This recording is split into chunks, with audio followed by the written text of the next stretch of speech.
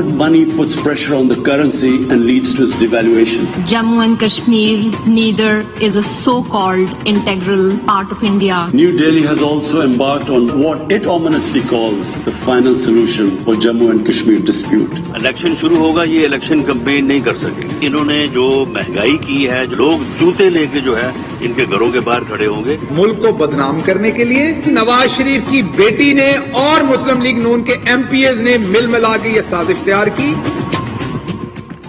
السلام علیکم ناظرین, آپ روبرو پروگرام دیکھ رہے ہیں اور میں ہوں آپ کا میزبان شوکت پراچا. وزیر اعظم عمران خان نے اقوام متحدہ میں دنیا کے سامنے کشمیر کا مقدمہ رکھ دیا.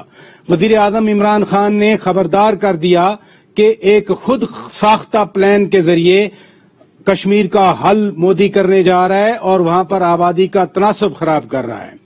وزیر اعظم عمران خان نے عالمی دنیا پر یہ بھی واضح کر دیا کہ موجودہ افغان حکومت کو مستحکم کرنا ضروری ہے. اگر اس حکومت کی مدد نہ کی گئی تو پھر افغانستان دوبارہ دہشت گردوں کی پناہ بن جائے گا. وزیر اعظم نے ترقی پذیر ملکوں سے یعنی غریب ملکوں سے منی لانڈرنگ کے ذریعے کرپشن کا پیسہ باہر بھیجنے کے حوالے سے بھی بات کر دی اور کہہ دیا کہ جب یہ پیسہ باہر جاتا ہے تو پھر یہاں پر کرنسی پر دباؤ آتا ہے اور ڈی ویلیو کرنا پڑتی ہے. ہم ان موضوعات پر بات کریں گے. آج ہمارے روبرو ہوں گے سینیٹر ڈاکٹر عفنان صاحب, نون لیگ سے تعلق رکھتے ہیں. ہمارے روبرو ہوں گے جناب صداقت علی عباسی صاحب, پی ٹی آئی کے رکن قومی اسمبلی ہیں. ہمارے ساتھ موجود ہیں رکن قومی اسمبلی قادر خان مندوخیل صاحب پیپلز پارٹی سے, اور سینیٹر سرفراز بگٹی صاحب بلوچستان عوامی پارٹی کے حکومتی اتحادی ہیں. بگٹی صاحب بہت شکریہ, آپ سب لوگوں نے وقت دیا ہمیں. ڈاکٹر صاحب میں آپ کی طرف آتا ہوں. وزیر اعظم عمران خان نے پھر دنیا کو کہا کہ کرپشن کا پیسہ باہر جاتا ہے منی لانڈرنگ کے ذریعے اور پھر غریب ملکوں میں پرابلم ہوتی ہے. آج صبح ایف آئی اے نے بھی لاہور کی عدالت کو بتایا کہ میاں شہباز شریف منی لانڈرنگ کیا کرتے تھے. یہ کوئی کوئنسیڈنس ہے کہ باہر بھی ایک ہی بات اندر بھی ایک ہی بات؟ جی بسم اللہ الرحمن الرحیم. دیکھیں جو کورٹس کے ڈیسیجن آئے ہوئے ہیں, خاص طور سے لاہور ہائی کورٹ کے ڈیسیجن کو میں ادھر کوٹ کروں گا, اس کے اندر یہ بات کلیئرلی کی گئی ہے کہ یہ تمام الزامات ہیں. نہ ایف آئی اے نے نہ نیب نے کوئی ایسا ایویڈنس پرووائڈ کیا ہے جس سے کوئی ان چیزوں کو سپورٹ کیا جا سکے. یہ سارے کی ساری پولیٹیکل پوائنٹ سکورنگ کی گئی ہے پی ٹی آئی کی طرف سے اور عمران خان صاحب کی طرف سے, تاکہ وہ جسٹیفائی کر سکیں اپنی ایگزسٹنس, اور اس کے علاوہ اس کے اندر کچھ بھی نہیں ہے. اور مجھے دیکھیں افسوس ہوتا ہے اس بات کا کہ جس حکومت کے آنے کے بعد ٹرانسپیرنسی انٹرنیشنل یہ کہے کہ کرپشن بڑھ گئی ہے, جس حکومت کے آنے کے بعد ٹرانسپیرنسی انٹرنیشنل یہ کہے کہ جی یہ ہم 117ویں نمبر پہ چھوڑ کے گئے تھے, یہ 124ویں نمبر پہ پاکستان کو لے کے چلے گئے ہیں, اس کے اندر وزیر اعظم صاحب پوری دنیا کو بھاشن دیں کہ جی منی لانڈرنگ ہوتی ہے. بھائی منی لانڈرنگ تو آپ بتائیں علیمہ باجی نے کیسے کی, آپ منی لانڈرنگ بتائیں علیم خان نے کیسے کی, آپ نے کیسے کی, آپ کے پورے بزدار صاحب نے کیسے کی, آپ کے پورے خاندان نے کیسے کی منی لانڈرنگ. منی لانڈرنگ تو وہ ہے, یہ ان لوگوں کا ایک بنیادی طور پہ مسئلہ یہ ہے کہ یہ سارے 2 نمبر. اب توشہ خانہ والا کیس آپ اٹھا کے دیکھ لیں, خود توشہ خانہ سے 300 تولے سونا نکال لیا اور بہت پتہ نہیں کیا کیا چیزیں نکال لی اور دوسروں کو کہتے تھے کہ یہ غلط کام ہے. اسی طرح منی لانڈرنگ کا بھی معاملہ ہے, یہ خود منی لانڈرنگ کرتے ہیں اور دوسروں کے اوپر الزامات لگا دیتے ہیں, اور اسی وجہ سے اس ملک کی اکانومی بیٹھی ہے, اسی وجہ سے آٹا مہنگا ہے, چینی مہنگی ہے, گھی مہنگا ہے, دالیں مہنگی ہیں. اور اس کے بعد آپ ان کی تھیوریاں آپ سنیں. آپ نے اتنے سارے سوال اٹھا دیے ڈاکٹر صاحب, ادھر رکیے, اتنے سارے سوال اٹھا دیے. عباسی صاحب میں ذرا اس پہ تو آپ ظاہر جواب دیں گے, لیکن وزیر اعظم نے جو کشمیر کے حوالے سے یو این جی اے میں جنرل اسمبلی میں بات کی کہ بھارت ایک نیا پلان, خود ساختہ پلان کے ذریعے مسئلہ کشمیر کے حل کی طرف جا رہا ہے, آبادی کا تناسب بڑھا رہا ہے, دوسرے اور سارے اقدامات ہیں, تو پھر ہم کیا کریں گے؟ آپ کی حکومت کیا سوچ رہی ہے؟ ایسا بہت شکریہ. ویسے وزیر اعظم کی تقریر میں باقی چیزیں آپ نے انالیسز کرنا ہے, تجزیہ کرنا ہے, لیکن ایک بات ہے کہ انہوں نے قومی ایشو جو تھے اس کو بڑے اچھے طریقے سے ابھارا, اور ایک ریجنل جو ہمارا انڈیا کے ساتھ کشمیر ایشو پہ, افغان ایشو پہ, اس کو بہت دبانگ طریقے سے اپنا موقف پیش کیا. مسلمان دنیا کا جو اسلاموفوبیا کا ایشو ہے اس پہ بڑی بات کی, پاکستان اس وقت ایک دنیا میں ایک لیڈنگ انوائرمنٹ کے لحاظ سے اور موسمیاتی تبدیلی کے لحاظ سے پاکستان کا جو رول ہے، یہ ساری اچھی باتیں ہیں. میں ایک اور بات کرنا چاہ رہا ہوں جو عفنان صاحب نے بات کی. وزیر اعظم نے ایک انٹرنیشنل ایک بڑے مسئلے کی طرف، چونکہ وہ اس وقت ابھرتے ہوئے ایک بین الاقوامی لیڈر ہیں، تو بتایا کہ دنیا میں غریب ملکوں سے پیسہ چوری ہوتا ہے اور وہ امیر ملکوں کی سیف ہیون میں جاتا ہے، جس سے انہوں نے ایسٹ انڈیا کمپنی کی ایک ریلیشن شپ، ایک پیرلل ڈرا کیا. اس طرح غریب ملکوں میں اور امیر ملکوں میں فرق جو ہے وہ بڑھتا جا رہا ہے، اور اس فرق کو اگر ہم نے روکا نہیں اور پالیسی اس طرح نہ بنائی کہ غریب ملکوں کے جو لوگ ہیں، اشرافیہ ہے، جو پولیٹیکل ایلیٹ ہے، وہ پیسے چوری کر کے امیر ملک اس کو وہاں پہ سیف ہیون میں رکھتے ہیں اور اپنی اکانومی کو ملٹیپلائی کرتے ہیں. اس ایشو پہ انہوں نے بات کی، اور ان کے شاید ذہن میں نواز شریف صاحب اس سارے سلسلے میں بہت چھوٹے ایشو تھا، لیکن مسلم لیگ نون نے یہ بات شاید مائنڈ کی ہے کہ انہوں نے، ظاہر ہے جب دنیا میں کوئی بھی بدنامی کی بات ہوتی ہے وہاں سمہاؤ نواز شریف صاحب کا رول آ ہی جاتا ہے. انہوں نے اس پیرائے میں بات کی تھی، کوئی نواز شریف صاحب کو تانا نہیں مارا تھا. آپ کو پتہ ہے اس سے پہلے ہمارے لیڈر باہر جاتے تھے، لوگ کہتے تھے کہ جی دیکھنا ہاتھ میں لائے گا تو انگلیاں نہ کاٹ لے، اور پھر لوگ، آپ کو پتہ ہے بین الاقوامی طور پہ ان لوگوں کی کیا قدر و قیمت تھی. تو اس سارے پیرائے میں تنقید مجھے سمجھ نہیں آئی. اب رہی بات بالکل عمران خان صاحب نے جو پاکستان کا جو اس خطے میں بدامنی اور معاشی جو ایک پسماندگی کی وجہ ہے وہ پاکستان انڈیا کا ریلیشن شپ ہے، اور وہ کشمیر ایشو ہے، اور کشمیر میں جو انڈیا اس کی جو ایک انٹرنیشنل اس کی کمٹمنٹ ہے اس کے اگینسٹ وہ آبادی کا تناسب خراب کر رہا ہے. اور جو 5 اگست 2019 کا جو واقعہ انہوں نے کیا، یونیلیٹرل کیا، اور جو ان کا ایک آئیڈیالوجی ہے اس کی ہندتوا کی اور RSS کی، اس کو ہائی لائٹ کیا. اور چونکہ عمران خان دیکھے جاتے ہیں، سنے جاتے ہیں، فالو کیے جاتے ہیں، اور ہم سمجھتے ہیں کہ یہی اب ڈپلومیسی ہے، جنگیں مسئلے کا حل نہیں ہے، اور پاکستان اپنا ایشو سفارتی ایک محاذ پہ اس کو لے کے جا رہا ہے. اور وقت کے ساتھ ساتھ ہم سمجھتے ہیں کہ انڈیا پہ دباؤ بڑا ہے، اور جو ریجن میں دباؤ بڑا ہے، ادھر رکیے گا، دباؤ بڑا ہے. اس کے حوالے سے پاکستان کا رول بھی بڑا ہے، اور یہ جو نئی جیو پولیٹیکل سچویشن ہے اس حوالے سے کشمیر ایشو پہ پاکستان کے موقف کو اور اچھا سنا جائے گا. ادھر رکیے گا. مندوخیل صاحب، افغانستان کے حوالے سے وزیر اعظم کہتے ہیں کہ افغانستان کو مستحکم کرنا بڑا ضروری ہے، اگر دنیا مدد کرے تو مسئلہ حل ہو سکتا ہے، یعنی افغانستان میں بھی اچھے دن آ سکتے ہیں. بہت شکریہ پراچا صاحب. جس افغانستان کے لیے وہ دنیا بھر میں کمپین چلا رہا ہے اور ان کی مدد کے لیے وہ کر رہے ہیں، تو سب سے پہلے اس کو تسلیم کیوں نہیں کرتے ہیں؟ پہلے تسلیم تو کریں، پھر اس کے بعد بات کریں. اور اگر دنیا اس کو ویٹ اینڈ سی یا واچ کے طور پہ دیکھ رہی ہے تو دنیا کے ساتھ چلنا چاہیے. اور ساتھ ساتھ عباسی صاحب، ظاہری بات ہے وہ پارٹی کے ایک رکن ہے، انہیں ڈیفینڈ کرنا ہوتا ہے. جی ذرا میرا آپ کے توسط سے سوال ہے کہ یہ جو آپ باتیں کرو، عمران خان صاحب نے اقوام متحدہ سے جو خطاب کی ہے، یہ تو ویسے مجھے چھوٹا اعتراض تو یہ ہے کہ اس کو جانا چاہیے. چلو کرونا ہو رہا ہوگا یا کوئی اور مسئلہ ہے، دنیا جا سکتی وہ نہیں گئے، چلو پھر بھی گئے. بڑی اچھی باتیں کی انہوں نے اقوام متحدہ کے پلیٹ فارم سے، کشمیر کے حوالے سے، گیلانی صاحب کی لاش کے حوالے سے بہت اچھی باتیں کی ہے. لیکن مجھے اندر سے تھوڑا خوف ہونے لگا ہے. خوف مجھے یہ ہے کہ ایسی ایک تقریر پہلے بھی کی تھی انہیں اقوام متحدہ میں، ایسی وہ ٹرمپ سے بھی مل کے آ گئے تھے، اور اس کے بعد ایک دھماکہ ہو گیا، آرٹیکل 370 اور سیکشن 35 انڈیا نے لگا کے، اور وہ مقبوضہ کشمیر کو اپنے لے لیا. تو مجھے خان صاحب کی تقریر سے تھوڑی دیر خوشی تو ہو جاتی ہے، لیکن پھر خوف بھی لگنے لگا کہ پتہ نہیں اسی طرح ریئیکشن نہ ہو. تو بھائی مسئلہ کشمیر جو ہے نا، جب ترکی نے اقوام متحدہ کے پلیٹ فارم پہ کھڑے ہو کے آپ نے اٹھایا، آپ یہاں سے ٹیلی فون کے ذریعے، ویڈیو کال کے ذریعے اور وہ تقریر کر رہے ہو، خدا کو مانو تھوڑا سا تو سیریس ہو جاؤ، تھوڑا سا سیریس افغانستان کے حوالے سے ہو جاؤ، تھوڑا سا کشمیر کے حوالے سے ہو جاؤ. پاکستان کی تاریخ میں یہ پہلی مرتبہ یہ ہوا ہے جو انڈیا نے حرکت کی ہے. اور حرکت کیوں نہ کرتے؟ اسی مودی کے لیے تو دعائیں کر رہے تھے خان صاحب کہ بھائی مودی آئے گا تو وہ انڈیا کا کشمیر کا مسئلہ ہو جائے گا. مودی آیا، اس نے پورا کشمیر ہڑپ کر دیا.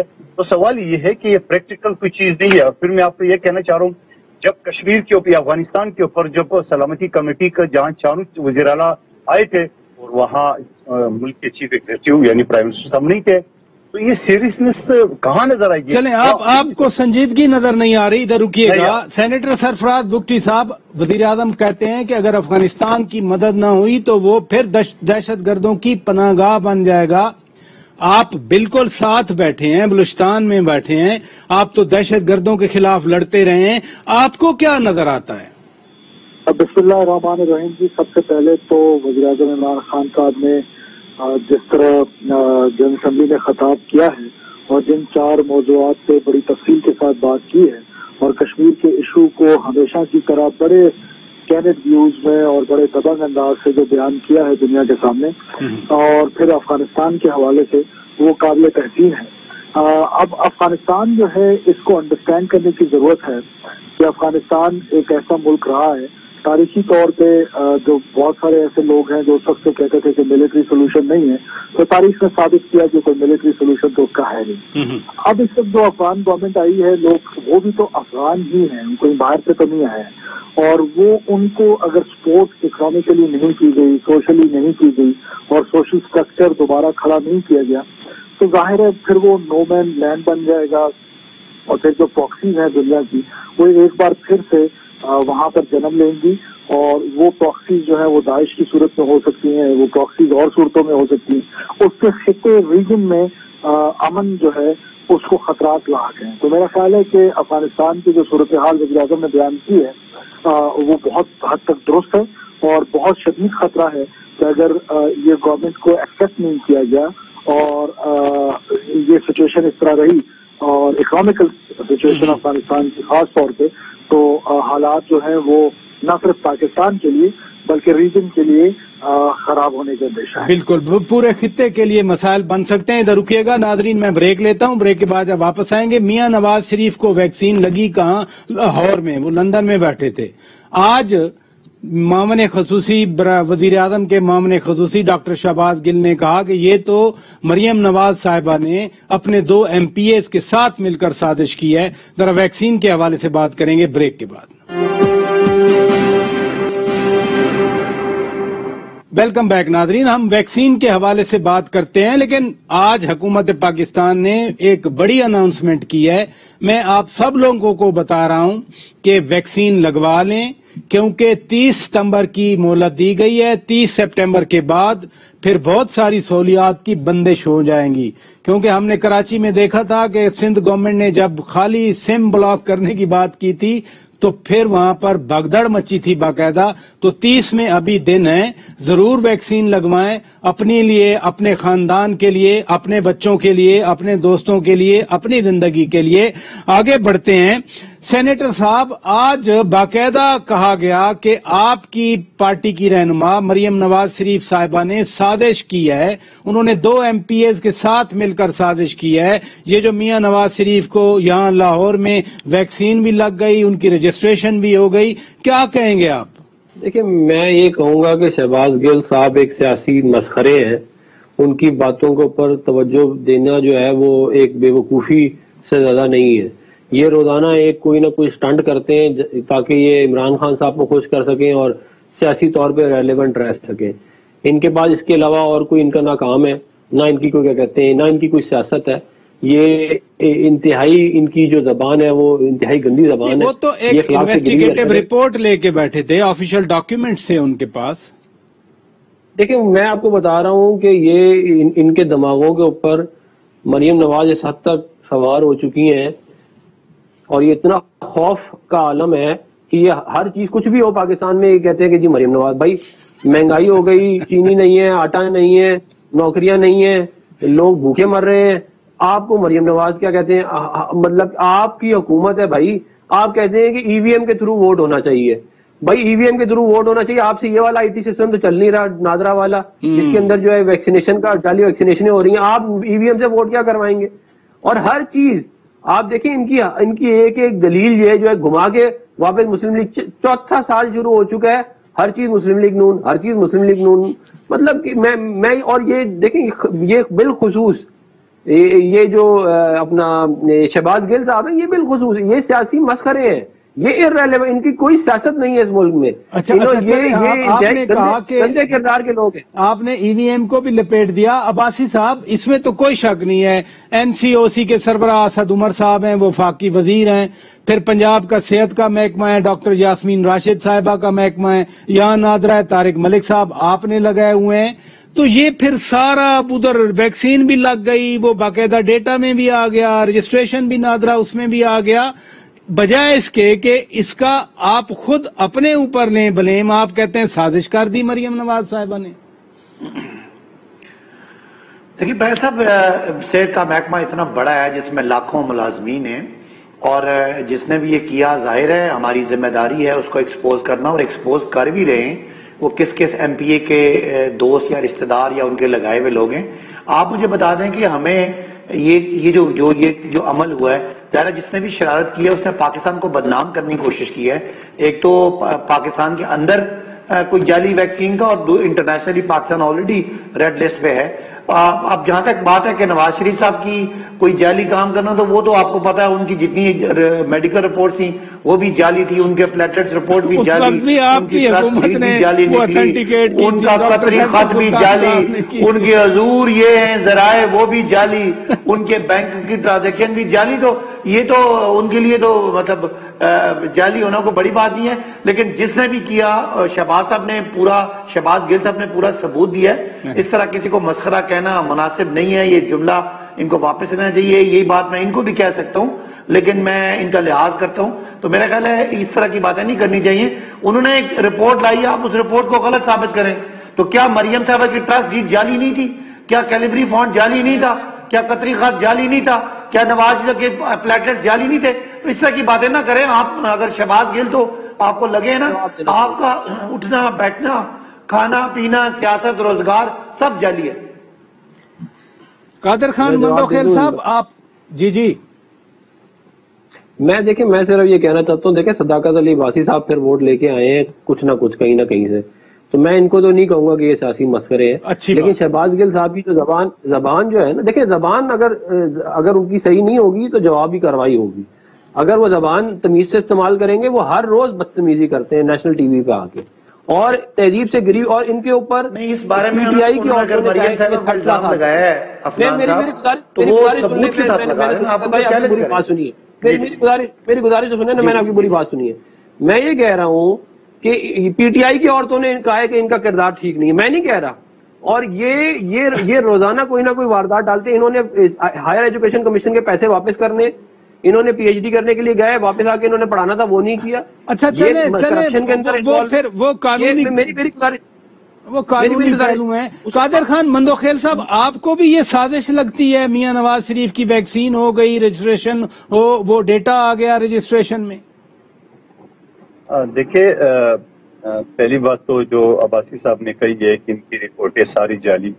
تھوڑی دیر کے لیے اگر میں فرض کروں کریں ہم لوگ کہ اگر یہ جعلی اس کی رپورٹیں ہیں ساری، تو اس جعلی رپورٹوں کے اوپر تصدیق تو ان کی اپنی وزیر صحت کی ہے، ڈاکٹر فیصل نے کی ہے جو شوکت خانم کا انچارج تھا، اور خود ان کے اسی رپورٹوں کے اوپر منسوب آیا ان کی اپنی وزیروں نے کابینہ کے اندر، اور پرمیشن خود ان کی پرائم منسٹر نے دی ہے.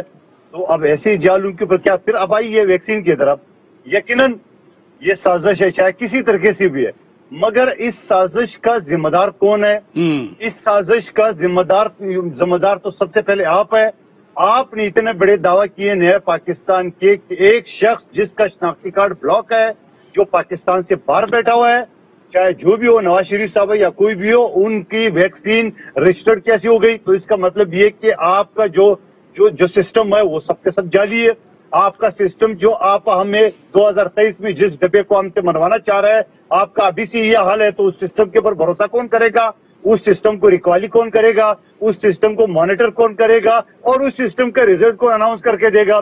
تو بھائی خدا کو مانو، یہ ساری چیزیں آپ کی آنکھوں کے سامنے ہو رہی ہے. تو میں کہوں کہ حکومت سے مدار ہے کہ اگر جعلی ویکسین نواز شریف صاحب کے نام سے ہو سکتی ہے تو ایسے لاکھوں کی تعداد میں ان کے ہوتے ہوئے ہو گئی ہے. اور ان کے کیپٹل میں لاہور میں جو چلو آپ ذمہ داری حکومت پہ ڈال رہے ہیں. خان صاحب ادھر رکیے گا. سینیٹر سرفراز بگٹی صاحب، कोरोना बीमारी है, एक वबा है, बजाय इसके कि हम इसका मिल के सामना करें, जब से कोरोना आया है कंट्रोवर्सी, तजाद, उस पे लड़ाई झगड़े, आप तो संजीदा पॉलिटिशियन हैं, क्या कहेंगे आप इस सारे फिनोमिनन? देखिए, मैं तो इस बात पे मुझे अफसोस हो रहा है कि हम क्या चीज लेके नेशनल टीवी पे डिस्कशन कर रहे हैं। नवाज शरीफ साहब ने जाली बना ली है या नहीं बना है, ये छोड़े, इंक्वायरी करा लें, पता चल जाएगा। और इंक्वायरी नहीं तो फिर पाकिस्तान के खिलाफ साजिश की बातें हो जाती है। पाकिस्तान के खिलाफ साजिश, कमाल कर रहे हैं आप।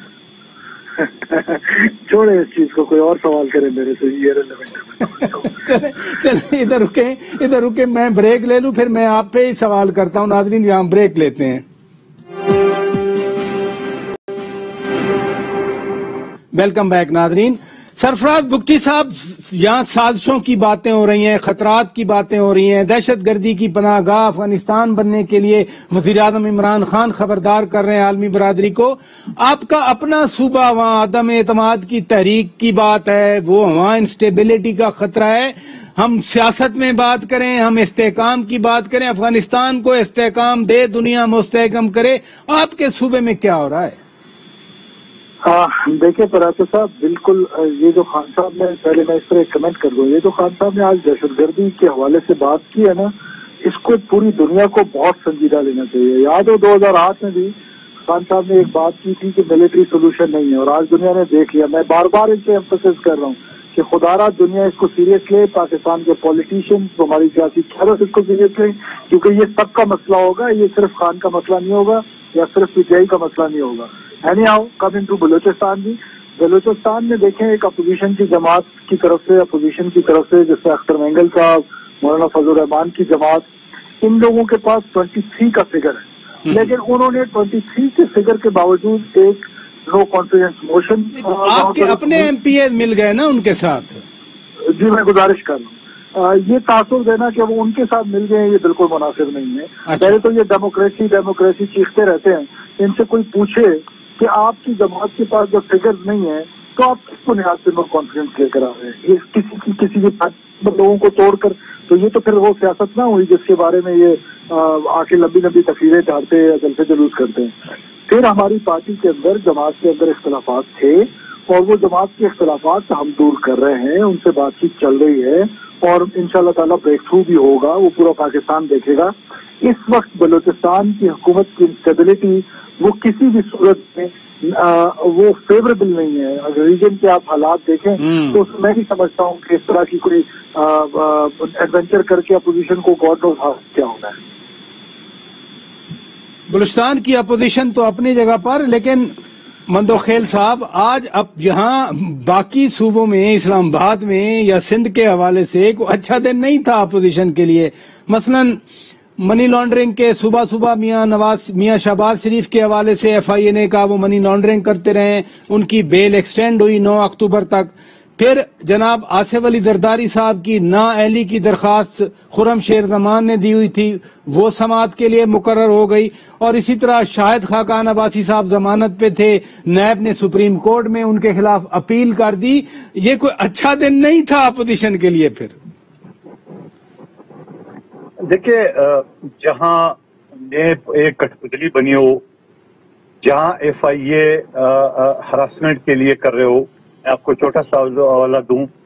जब एक शख्स ने चीफ जस्टिस साहब के बारे में कुछ कहा तो एफआईए ने, और उस शख्स ने जिस दिन को वीडियो भेजी थी, उस वीडियो के ऊपर एफआईए ने हमारे घरों पे छापे मारे, हमें नोटिस दिए है, और फिर हमने प्रिविलेज मोशन दाखिल करके, और मैं शुक्रगुजार हूँ प्रिविलेज कमेटी का, उन्होंने एफआईए को हिदायत की कि वो नोटिस वापस विड्रॉ करें। तो बात सवाल ये है कि जो लोग मीडिया पे बोल रहे हैं, मैं पीपल्स पार्टी की बात करूं, नून लीग की बात करूं, तो उनके साथ तो ये कर रहे हैं। आप देख रहे हैं नेब के चेयरमैन को ये एक्सटेंशन दे रहे हैं, और इस वजह से वो उनके सारे हुक्म मान रहे हैं, क्योंकि एक वीडियो लाए थे सामने, और पता नहीं कौन सी वीडियो थी जो खुद नेब के चेयरमैन ने भी उसकी तस्दीक या तरदीद नहीं की, और उस वीडियो के तौर पे वो जो हुक्म देते हैं हुकूमत को कर रहा है। अब एफआईए और पुलिस भी उसके तो वैसे मुआतत है। तो सवाल ये कि ऐसी चीजों से कम मैं पीपल्स पार्टी की बात करूं, हम मैदान में बैठे हैं, आसिफ अली जरदारी साहब शदीद अलील है شدید بیمار ہے، مگر اس کے باوجود وہ عدالتوں کا سامنے کریں، مگر اس کے باوجود وہ ویل چیئر پہ عدالت پہنچ رہے. تو میں سمجھ رہا ہوں ہم تو کسی سے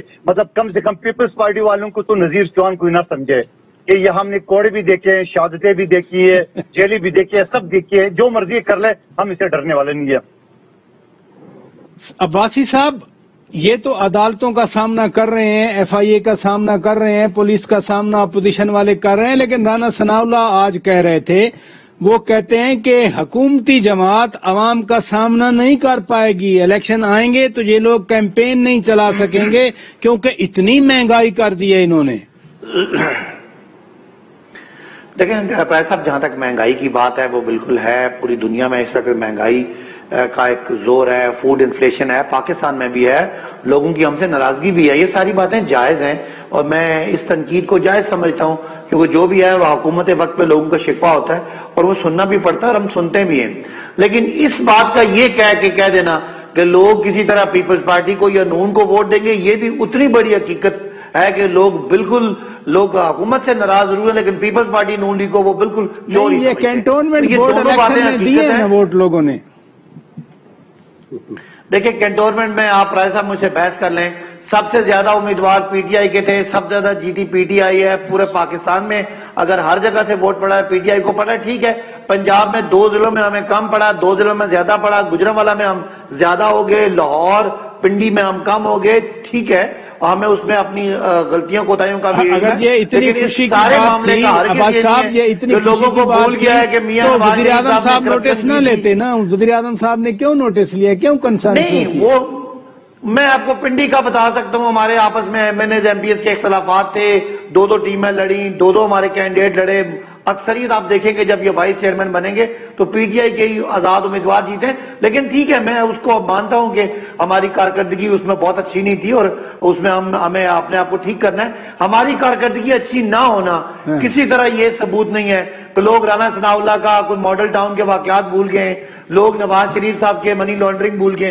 آج بھی 6 ان کے لوگ اپنے جو ان کے کرپشن کے کیسز ہیں منی لانڈرنگ کے، ان کو بھگت رہے ہیں. تو لوگوں کو یہ پتا ہے کہ عمران خان کی مشکلات اسی کرپشن چور بازاری کی وجہ سے ہے.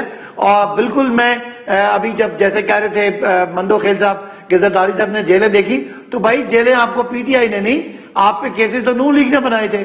آج ان کے ساتھ آپ کی یاری ہے، آپ کا پیٹ پھاڑنا چاہتے تھے اور آپ ان کو معاشی درندہ کہتے تھے.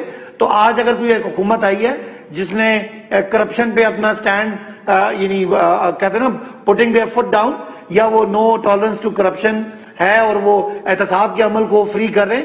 اسی وجہ سے احتساب کے ادارے نے اس دور میں 585 ارب روپے اکٹھا کر لیا جو آپ کے دور میں اکٹھا نہیں کیا تھا.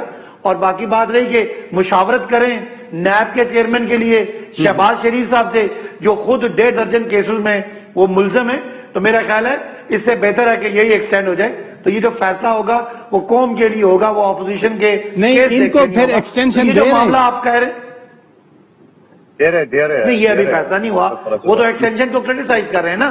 اگر ایکسٹینشن کم از کم یہ وہ ہیں جو اتفاق رائے سے لگے تھے، آپ نے لگائے تھے، ہم نے کیری کیا. مندو خیل صاحب، آپ کو کیسے یقین ہے ایکسٹینشن دے رہے ہیں؟ مجھے یقین ہے 100%. اس وجہ سے اس سے زیادہ تابعداری جو ہے نا اور کوئی کر ہی نہیں سکتا ہے. لیکن عباسی صاحب کہہ رہے ہیں کہ نہیں دے رہے.